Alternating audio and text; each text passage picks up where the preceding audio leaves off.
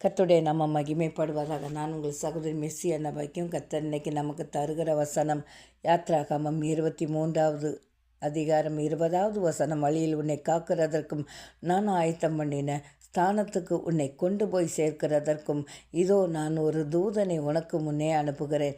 இதுதான் நம் தேவன் நமக்கு தருகிற வசனம்.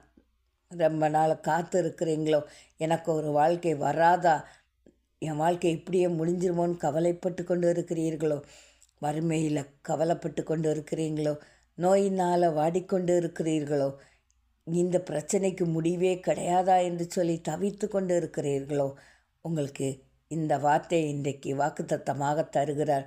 உங்களை வழியில் காக்கிறதுக்கும் அவர் உங்களுக்காக ஆயத்தம் பண்ணி வச்சிருக்கிற ஆசீர்வாதமான வாழ்க்கைக்கு அதிலே உங்களை நிறுத்துவதற்காகவும் உங்கள் கூடவே ஒரு தூதனை உங்களுக்கு முன்பாக அனுப்புகிறார்.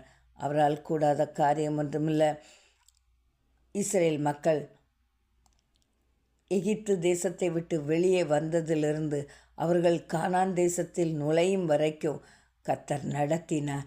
அப்படியே உங்கள் வாழ்க்கையிலையும் கர்த்தர் உங்களுக்காக ஆயத்தம் பண்ணி இருக்கிற ஆசீர்வாதமான வாழ்க்கைக்கு கொண்டு போய் விடுவார். இந்த பிரச்சனை முடியாது, என் கண்ணீர் ஒரு நாளும் ஓயாது, இந்த வியாதி படுக்கை ஒரு நாளும் தீராது என்று சொல்லி கவலைப்பட்டு கொண்டு இருக்கிறீங்களோ, இல்லைங்க, உங்களுக்கு வழியெல்லாம் காப்பதற்காக ஒரு தூதனை கர்த்தர் அனுப்பியிருக்கிறார். அது மட்டுமல்லாமல் கர்த்தர் உங்களுக்கு பரிபூர்ண ஆசீர்வாதம் நிறைந்த வாழ்க்கை உங்களுக்கு தந்து அந்த ஸ்தானத்தில் அமரச் செய்து அவர் உங்களை மகிழ காத்திருக்கிறார். கர்த்தர் தாம் இந்த வார்த்தை ஆசீர்வதிப்பாராக. ஆமென்.